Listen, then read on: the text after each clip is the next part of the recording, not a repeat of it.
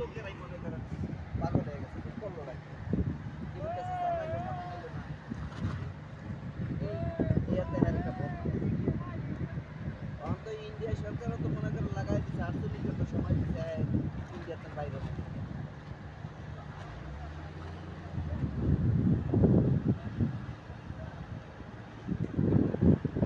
হ্যাঁ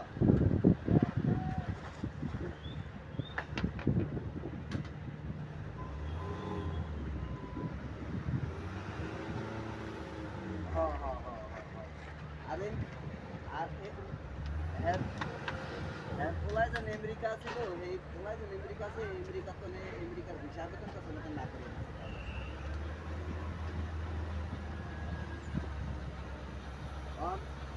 হাসিনা যদি ওটা যদি ইন্ডিয়া যদি হাসিনা খায় তাহলে আবার ইন্ডিয়া ভিতরে লাগিয়ে দিই মোদির লগে নেক্সট লগে এলাকা তুই কি আশ্রয় দিলি কারেন্ট আছে না করি আচ্ছা তো ভালো থাকেন ভাই ওই রিয়াদের দিকে খেয়াল রাখেন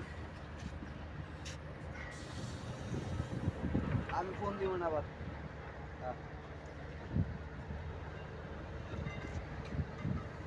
পুষ্পা না রে